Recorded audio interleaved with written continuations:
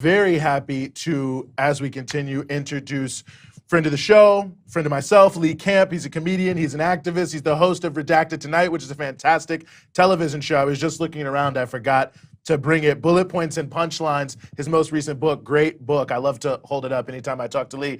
Lee Camp, thank you so much for being with us here on the Freedom Side.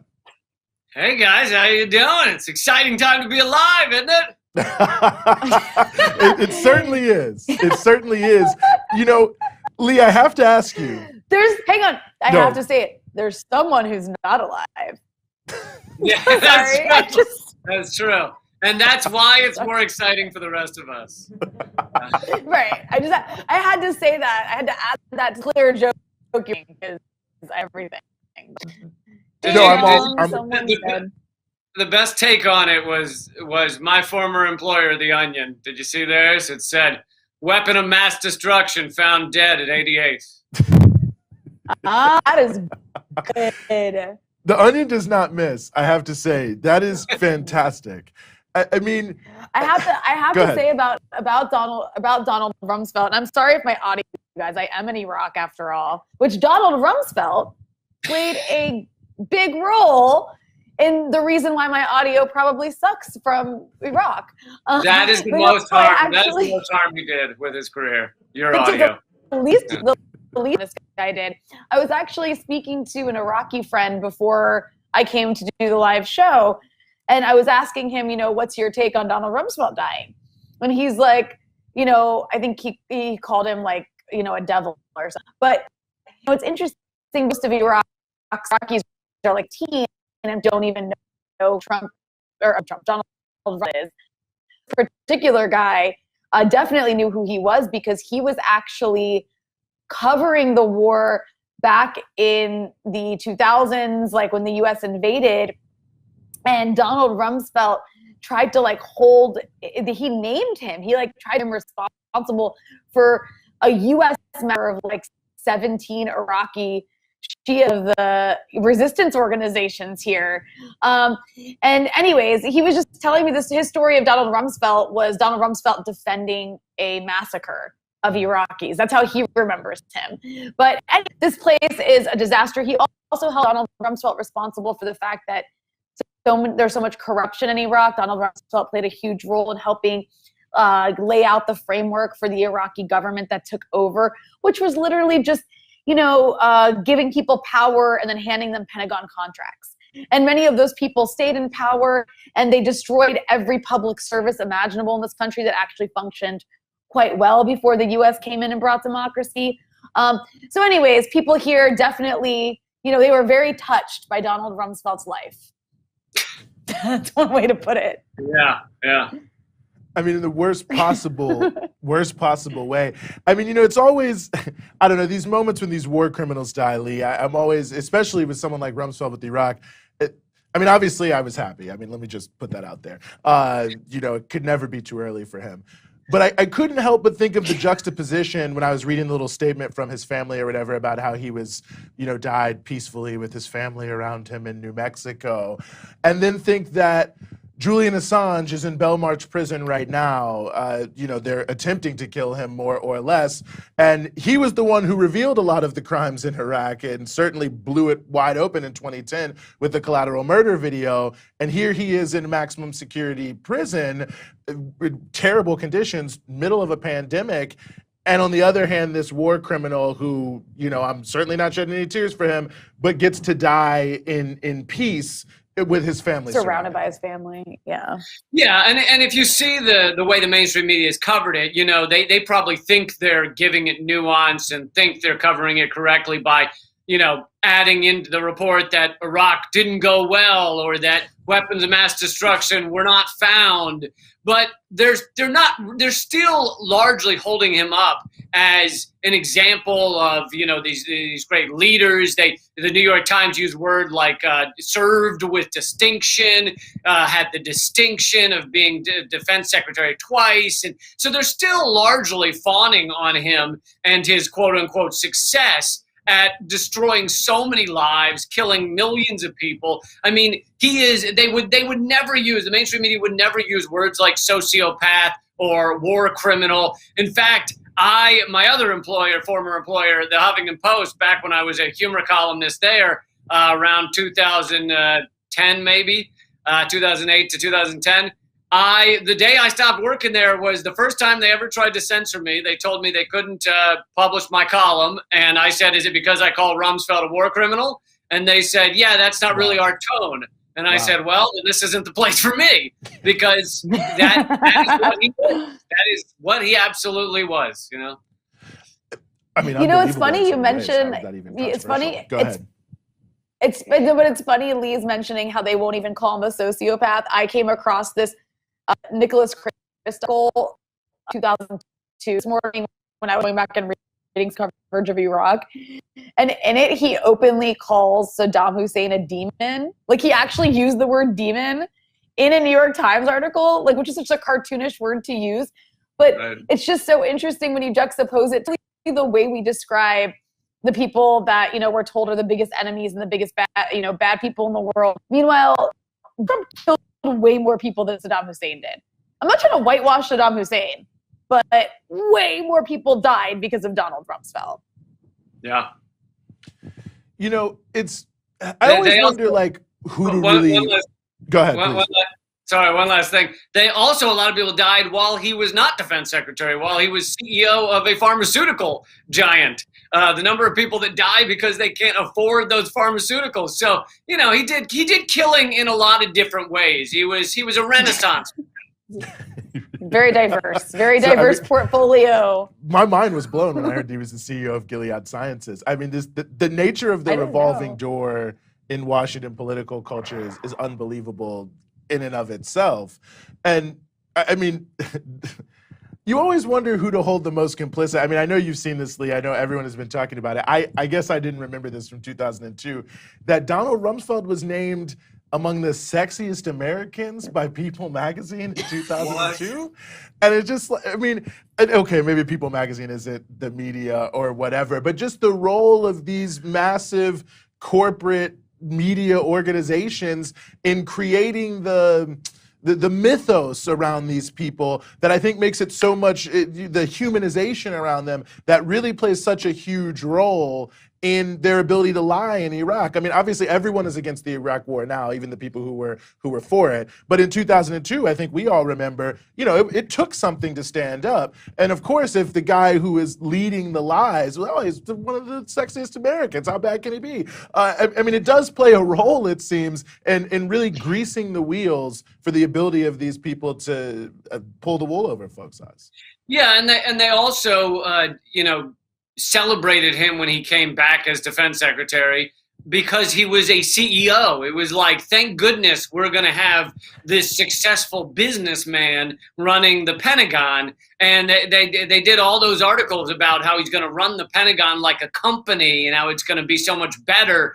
And of course, that's what he did. In that he became a successful businessman because he was also a sociopath.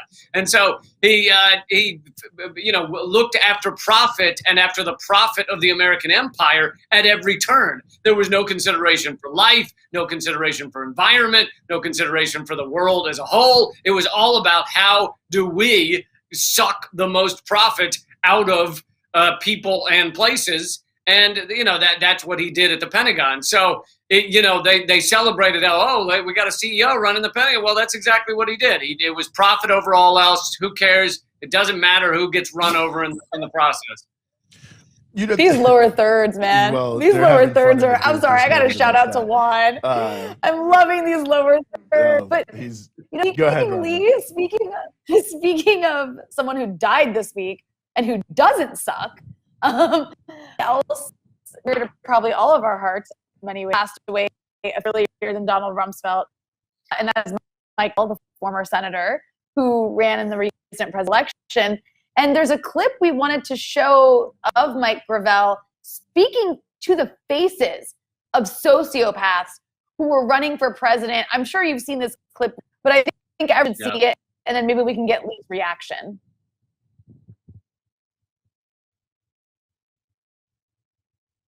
The 2008 presidential debates Mike Gravel. You're right, I made that statement, but that's before I had a chance to stand with them a couple, 3 times.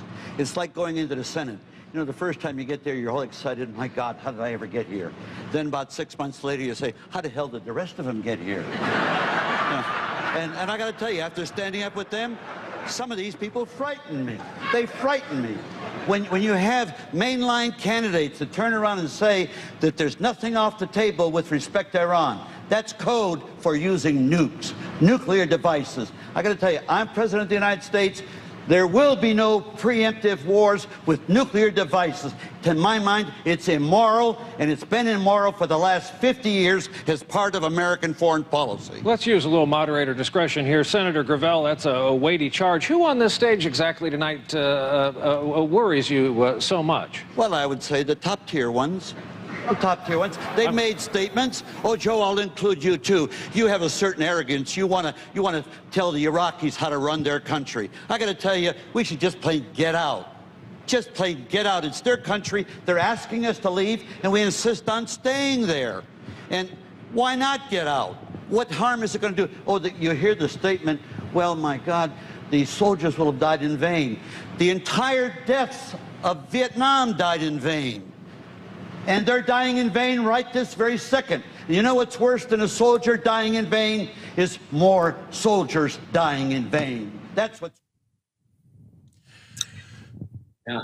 It was a powerful moment. I think we all remember it. Lee, your thoughts on it was certainly that clip, but Mike Gravel's passing. Yeah, a powerful and impressive man. And I mean, that clip says so much. It is so rare that you have anyone on that debate stage who will call these people what they are to their faces. And I think perhaps the most telling moment is the way the 3 of them react, Obama, Biden, and Hillary. It's all they can do is laugh because they are so morally bankrupt. They have no defense. Yeah. They have no answer to his accusations other than to just try and convince others, well, this is silly. It is silly to even analyze the moral weight of what we're proposing, which is killing millions of people for nothing, for the American empire to have a little more power and a little more weight in the region. And they have no answer. They have no response. And it's also, you know, the fact that he was willing to say those things is also why the mainstream media did to him what they tried a little less successfully to do to Bernie Sanders as well, which was to basically just completely sideline him, not mention him, never talk about him. They ultimately had to talk about Bernie Sanders because he achieved such a level in the polls that they couldn't ignore him anymore. But, you know, they just ignored Mike Gravel, and you heard Brian Williams jumping in to say, whoa, let's you know, talk about this. You can't just say these people are dangerous. You can't just say they frighten you. I mean, that's the mainstream media's job. It really is. Shout out to Brian Blackhawk Down Williams there. Please moderate. I mean, come on. I mean, look at the guy. Who is he to be saying anything about it? The guy made up being shot down in a helicopter. Hillary Clinton, of course, made up being sniped. I mean, go ahead, Rhonda. And he still has a job. Like, they brought him back. They suspended him briefly, but I guess they said he was very, very sorry. So it was okay for him to come back or something? They moved him to the MSNBC because, you know, he wasn't right for prime time anymore. Yeah, but MSNBC, you don't need to tell the truth there. That's okay. They love to. I mean, it really is unbelievable that he is still there. Every time I see him, I just don't even know what to do. But falling over missiles, right? The glory of our weapons. That's his job, to be poetic about murdering people. He's such a cliche. He's such a stereotype of like an anchor too. He's just like his fake voice. He's like, hello, everyone. I am Brian Williams. I'm a robot. I have no personality except for when I get a little orgasmic about a bomb. That's pretty much Brian Williams. Yeah, no, I think. But no, you know, I also go ahead, Eugene. Go ahead. No, please. I was just gonna say, I was gonna point out, I know it's an easy shot, but I don't care. I was offended, and again, I know tweets are performances and they don't count that much. Yeah. No. Okay, there I am. Sorry, we lost you. Donald Rumsfeld it was like a real dramatic pause. you Donald took there, so I Rumsfeld, thanks again. What I was reminded of AO giving that apologizing tweet about John McCain. Senator McCain. And so I was a little, she didn't say anything about, I mean, tweets are the end all be all, but I think it was like, the level of attention that he wasn't given. Yeah. As somebody, whereas, you know, Kane is like responsible for killing a lot of people. The more, it's like the more people you're responsible for killing, the more the corporate media in the US will cry over you. I don't know if I would agree with that assessment, Lee. Yeah, I mean, really, they do have to hold these people up, because once you question whether these people have made moral decisions, kind of the whole empire unravels. And so they, you know, celebrate McCain when he dies, celebrate Rumsfeld when he dies, and even those who haven't died yet, but they're having their brands, you know, rejuvenated, dusted off, like George W. Bush, who just a couple of years ago, Biden was putting the Medal of Liberty, I think it's called, around his neck in a Philadelphia ceremony, because, you know, what a wonderful man, war criminal George W. Bush. And then you have, you know, of course, Michelle Obama hugging him as a good friend. And and then, you know, you're right about AOC's tweet saying McCain was a man of unparalleled human decency. Meanwhile, not tweeting about Mike Gravel. And meanwhile, none of these people are also discussing, as you mentioned, Julian Assange, who continues to be tortured in a prison cell. So it really is an inverted moral universe if you look at who our establishment and our media hold up as basically the be all and end all of what we and our kids should seek to be. It's completely an inverted moral universe. The people who revealed the truth, like Assange, are imprisoned, like Chelsea Manning, like Edward Snowden, like Daniel Hale. But meanwhile, the people who can kill the most people, kill the most others, kill the most of the foreign enemy, those are the ones who are not just walking free, but receiving medals to applause and, you know, living out their days on palatial estates. And what an amazing link, in a way, between Mike Gravel and the whistleblowers you just mentioned. I mean, of course, he famously read the Pentagon Papers into the congressional record, and then he would just went as long as he possibly could, and then actually just broke down while describing the human cost of the war in Vietnam. But of course, it was not clear at that time whether or not the New York Times or the Washington Post, who, by the way, called Mike Gravel a gadfly in their obituary, whether or not they would be enjoined or prosecuted for putting the Pentagon Papers out there. And now we're talking about Mike Gravel as someone who really was speaking truth to power in a way that other politicians would not. But I have to say, Lee, 50 years later, it's almost shocking to say this, it feels like if you tried to put the Pentagon Papers out today, you would almost certainly be criminalized, jailed, or worse. Yeah, absolutely. And I don't think, you know, the New York Times and the Washington Post were ultimately kind of pressured into reporting it at the time, and they ultimately did. I guess you can give them some credit for that. But nowadays, I don't think they would, at least not in the same way, at least not with the same amount of information. And then on top of that, you have, you know, one of the rare moments of actual reporting the Washington Post has done in the recent years. They put out the Afghanistan papers, and it's met with a yawn. Oh, yeah, we just expect that our war machine has no end in sight, is killing people for no reason. It has been lying to us all along about the reasons for war in Afghanistan, or about the quote-unquote success in Afghanistan that's been happening. And, you know, that comes out and people just go, oh, well, whatever. What did Ted Cruz say today? You know, what's the latest on what AOC tweeted? And it's amazing to see that, and that's partly by design. That's by design of our mainstream media, that they have created this cycle where it really is, we're not going to focus on anything. We're going to give you something for a second and move along. And, you know, here's the shiny object. They jingle their keys in front of the American people whenever something important comes out, so that they look over there.